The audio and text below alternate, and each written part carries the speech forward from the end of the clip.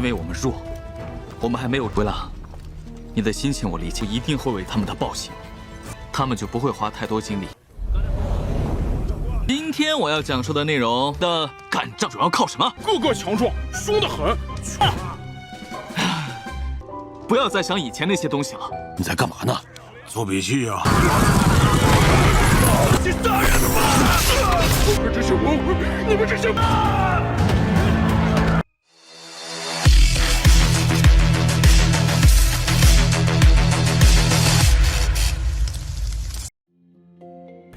Halo semuanya, selamat datang di Ruang Sinema. Bagaimana kabar kalian semua? Semoga selalu sehat dan baik-baik saja. Sesuai jadwal, jadi pada hari ini kita akan kembali melanjutkan series Donghua Favoriver season kedua. Kita sudah membahas season pertamanya pada channel Ruang Film 2. Untuk tahu lebih lanjut tentang series ini, kita sarankan untuk nonton season pertamanya dulu. Kita sudah sediakan link season pertama di textbook. Tanpa berlama-lama, kita langsung saja mulai membahas season kedua dari series ini pada episode kelimanya. Kita dibawa ke tepi Sungai Biru di mana pasukan iblis tengah melakukan penyerangan terhadap warga di sana, sambil memberikan ejekan untuk segera memanggil Raja Guangming kemari. Kekejaman pasukan iblis bisa terlihat dengan jelas, di mana mereka bersenang-senang sambil menghabisi begitu banyak warga. Kita lalu dibawa ke kota Kerani di mana Kala diberitahu kalau semua manusia setengah hewan yang melakukan pemberontakan telah dihukum mati. Selain itu, gubernur telah memberikan surat ketidakpuasannya terhadap gagalnya Kala mendapatkan relik suci di timur jauh dan juga kekalahan telak di lembah Tanduk Kambing. Saat ini pasukan Raja Guangming juga tengah menuju ke arah timur laut. Kala saatlah marah dan memberikan perintah untuk mengirim pasukan ke provinsi Mix, Saro, dan Gerok karena penutupan wilayah akan mereka lakukan. Kala ingin secepatnya menemukan keberadaan Raja Guangming. Bahkan ia mulai mengancam untuk bertindak lebih kejam. Jika ada satu orang yang memberontak, maka seluruh desa akan dihabisi. Jika satu desa ada yang memberontak, maka seluruh kota akan dirinya bantai. Sedangkan di sisi Xiu sendiri, para pasukannya bingung mereka harus kemana karena telah masuk ke pegunungan dalam waktu yang cukup lama. Untuk Xiu sendiri tengah menandai tugas peta militer atau dengan kata lain menggambarkan situasi medan perang. Melalui peta ini mereka bisa menganalisis strategi di tiap wilayah, baik kondisi musuh maupun lainnya. Dengan begitulah Xiu bisa membuat taktik penyerangan dengan tepat. Sayang sekali Bulan tidaklah dapat memahami apa yang dimaksud oleh Xiu. Sesaat kemudian, Weila datang memberitahu kalau klan iblis telah menutup provinsi Mix. Ini semua terjadi karena cerita tentang Raja Guangming telah menyebar dengan cepat. Jadi mereka pun mendapatkan begitu banyak informan. Mengetahui hal itu, Xiu akan mengubah rute perjalanan, di mana mereka akan pergi ke pegunungan Oren agar bisa memutar ke provinsi Yilia. Tapi Weila memberitahu kalau ketiga provinsi yang terkurung memiliki banyak prajurit yang siap membantu mereka. Namun sayang sekali di tengah perjalanan mereka telah dibantai oleh klan iblis. Weila berharap Xiu dapat membalaskan dendam para saudaranya. Xiu paham betul betapa marahnya dia, tapi untuk saat ini permintaannya harus Xiu tolak dulu. Karena bagaimanapun mereka tidaklah terlalu kuat dan masih belum siap untuk bertarung secara langsung. Tapi Xiu berjanji kalau klan iblis akan membayar atas apa yang telah mereka perbuat. Weila masihlah belum dapat menerima hal itu. Tapi Xiu menyadarkannya kalau tujuan utama klan iblis adalah kelompok mereka. Selama mereka tidak meninggalkan sedikit jejak pun, maka klan iblis tidak akan melakukan apapun kepada para prajurit yang ingin membantunya. Pada malam harinya, kelompok Xiu tengah beristirahat. 不解散了，因为我们弱，我们还没有回来。你的心情我理解，一定会为他们的暴行，他们就不会花太多精力。 Di sini Xiu berbicara kepada Buzan mengenai permintaan Weile untuk balas dendam. Buzan tidaklah menyalahkan keputusan Xiu. Memang benar kalau klan iblis sangatlah dibenci. Namun jika hanya mengandalkan kebencian saja, mereka tidaklah memiliki kesempatan untuk mengalahkan mereka. Buzan ingat dirinya pernah ditindas oleh tetangganya yang berbadan besar. Namun dia tidaklah dapat berbuat apa-apa untuk melawannya, selain dihajar sampai babak belur. Hingga dia pun berhenti menemuinya karena Buzan memilih untuk menjadi lebih kuat saja. Dengan begitulah dia dapat mengalahkannya dengan satu pukulan saja.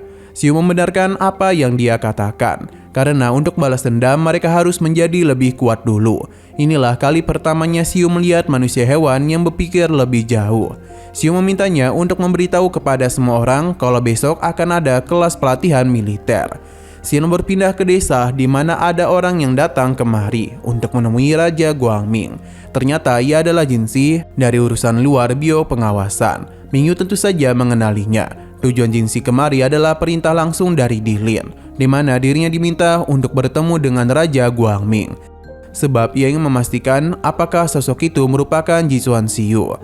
Mingyu tidaklah membenarkan hal itu karena ulah Xiu lah mereka tidak bisa pulang dan malah dicap sebagai pengkhianat. Jinxi masihlah belum terlalu yakin, sebab Mingyu sepertinya tidak percaya kepadanya atau apakah ia tidak percaya kepada Dilin. Namun Mingyu mengingatkan kalau keluarga Jisuan lah yang awalnya tidak percaya kepada mereka. Pengepungan pun mulai dilakukan hingga sesaat kemudian Lozi datang kemari. Ia yang tahu Jinxi menanyakan kondisi Xiu langsung saja memberitahu kalau tuan mereka baik-baik saja. Padahal sejak tadi Mingyu berusaha untuk menyembunyikannya. Karena Jinxi ini berasal dari biro pengawasan. Alhasil Lozi pun menjadi panik dan berusaha untuk menjelaskan kalau Xiu awalnya masihlah hidup namun sekarang sudah tiada. Hal ini tentu saja mengejutkan rekan-rekannya. Padahal sebenarnya Lozi hanya berusaha untuk menipu Jinxi saja. Untuk saat ini Jinxi sendiri akhirnya paham mengenai apa yang terjadi. Sedangkan Mingyu menanyakan tujuan Lozi kemari, di mana ada sebuah masalah yang belum dapat mereka atasi. Jinxi akan mencoba untuk memberikan bantuan sebisanya. Tapi Mingyu pun kaget pasalnya tuan mereka hanya meminta untuk mengirimkan 350 kereta pangan, yang tentu merupakan angka yang tidak bisa mereka penuhi. Kembali kepada Xiu yang mana saat ini dirinya tengah mengumpulkan ras manusia hewan, di mana dia akan menjelaskan 12 poin penting dalam melakukan pergerakan. Belum saja dimulai, tapi Wella dan yang lainnya sudah lebih dahulu bingung. Jadi Xiu akan mencoba melakukan pendekatan berbeda. Ia menanyakan apa yang bisa mereka andalkan dalam bertarung, di mana orang-orang ini malah membahas hal yang berbeda, dan kini mereka malah saling berbicara satu sama lain. Xiu pun menghentikan mereka dan ia memberitahu kalau apa yang barusan mereka katakan tidak sepenuhnya salah. Karena pemimpin perang juga memiliki prinsip yang sama, meliputi jumlah pasukan, daya tempur, dan juga peralatannya. Inilah unsur-unsur yang harus mereka pertimbangkan. Tapi poin paling utama di antara semua itu adalah taktik. Warga manusia hewan mengingat ada taktik yang dulu mereka gunakan, yang mana mereka melakukan penyerangan secara bersama-sama. Ini bahkan membuat para musuh mereka ketakutan. Selain itu taktik dari klan iblis sudah hampir mereka pelajari semua. Xiu menjelaskan kalau apa yang mereka bicarakan bukanlah sebuah taktik. Pasalnya taktik yang sebenarnya adalah meminimalkan rekan yang gugur. Wella menulis apa yang Xiu katakan, karena baginya taktik memang harus mereka pelajari. Namun Bulan merasa kalau Xiu masihlah belum menjelaskan apa-apa. 今天我要讲述的内容的干仗主要靠什么？个个强壮，凶得很。不要再想以前那些东西了。你在干嘛呢？做笔记呀。 Xiu berpindah lagi ke sisi lain dari para prajurit klan iblis, di mana orang-orang ini tengah melakukan pencarian terhadap pasukan Xiu. Sebenarnya mereka bisa saja bergabung dengan pasukan utama, namun pemimpin kelompok ini tidaklah mau karena dan begitu tidak ada jasa untuk mereka. Terlebih lagi baginya, orang-orang manusia hewan tidak akan pernah menampakkan diri jika bukan pasukan kecil. Dari kejauhan terlihat kalau pasukan Xiu berhasil melihat keberadaan pasukan klan iblis. Ia pun segera melaporkan hal ini kepada Bai. Ia memberitahu semua pasukannya untuk menuruti apa yang dia katakan. Mereka pun ingat kalau inilah yang sebelumnya diajarkan oleh Xiu, yang adalah taktik penyergapan. Bai sedikit tenang karena pelajaran mereka sepertinya berjalan lancar. Dia pun meminta semua orang untuk mulai menjalankan rencananya. Pada awalnya, klan iblis menyadari ada yang aneh di dalam danau. Jadi serangan coba dilakukan. Tapi untung saja sosok ini dapat bertahan dan tidak panik, yang membuat pasukan iblis memilih untuk melanjutkan perjalanan. Namun sayang sekali itu adalah keputusan yang salah. Serangan pun mulai terjadi dari arah atas, begitu pula oleh kelompok Bai. Dengan tertutupnya jalan di depan dan belakang membuat orang-orang ini tidak dapat melarikan diri. Selain itu, pasukan Xiu lainnya juga muncul untuk bisa melakukan pertarungan kepada mereka. Dalam pertarungan ini terlihat dengan jelas kalau pasukan Xiu mendominasi. Bahkan tidak satupun korban dari pihak mereka yang harus mati.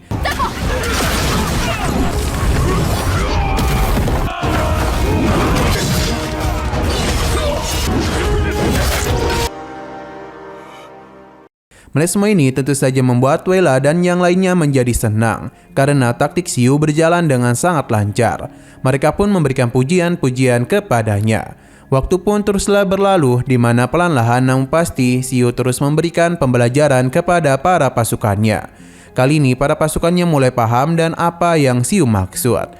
Bahkan mereka pun baru sadar kalau ternyata selama ini klan iblis sengaja memancing mereka agar dapat dihabisi dengan sangat mudah. Para manusia setengah hewan kembali memberikan pujian kepada Xiu. Sebenarnya bagi Xiu kualitas mereka jauh di bawah manusia. Namun setidaknya mereka dapat mengerti mengenai apa yang dia inginkan.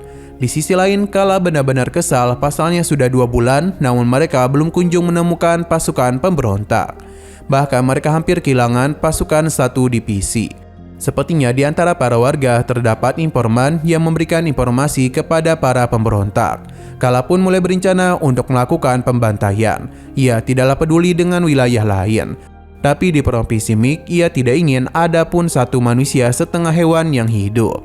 Mendengar keputusannya, jenderal ini pun segera melakukan apa yang Kala minta. Dengan begini, Kala yakin kalau Raja Guangming dapat mendengar seluruh ratapan penderitaan di Provinsi Mix. Kita lo dibawa ke Provinsi Mik, yang mana di desa itu semua orang telah dikumpulkan oleh para pasukan klan iblis. Kepala desa Leino penasaran apa yang diinginkan oleh klan iblis. Pasalnya mereka telah membayar semua upeti yang diminta. Jenderal ini menenangkannya karena tidak ada masalah. Berhubung semua orang telah berkumpul, jadi para prajurit pun diminta jenderal ini untuk menyebar. Yang mana seketika saja semua serangan pun mulai diarahkan kepada para warga. Ini tentu saja mengejutkan mereka. Kepala desa mencoba untuk meminta penjelasan tapi justru disambut oleh serangan. Para warga yang tidak bersalah dan sama sekali tidak tahu apa-apa pun harus menjadi korban hanya dalam waktu yang begitu singkat. Ini tidak hanya terjadi di desa itu saja, namun seluruh provinsi Mik akan menjadi medan berdarah. Karena bagaimanapun para warga manusia setengah hewan mulai dibantai habis. Sama sekali tidak ada ampunan yang diberikan oleh klan iblis. Satu persatu desa sudah dibantai habis oleh mereka.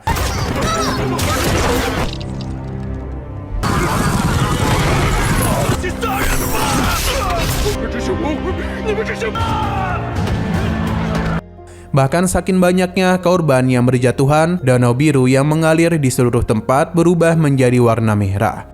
Buzan yang melihat hal ini agak terkejut dan dia pun segera melaporkan kenapa air itu berubah menjadi merah jambu. Xiu yang mendengar apa yang dia katakan pun menjadi sangat terkejut. Ia bersama Bai pun segera melakukan pemeriksaan dan ini merupakan darah yang mengalir dari Provinsi Mik. Xiu yakin pembantaian besar-besaran telah terjadi karena Sungai Biru hampir sepenuhnya berubah menjadi merah. Mendengar hal itu, Wella pun menjadi begitu marah karena klan iblis sudah bertindak terlalu jauh. Xiu pun memberikan perintah untuk bergerak karena ini adalah waktu yang tepat. Terlebih lagi musim akan berganti, jadi mereka harus menemukan cara untuk melewatinya. Sedangkan di sisi lain, Jinxi telah mengirimkan sebuah surat kepada Dilin. Nah, sayang sekali lagi seru-serunya, episodenya pun harus bersambung dulu. Oke, sekian dulu pada video kali ini. Untuk video selanjutnya akan segera hadir.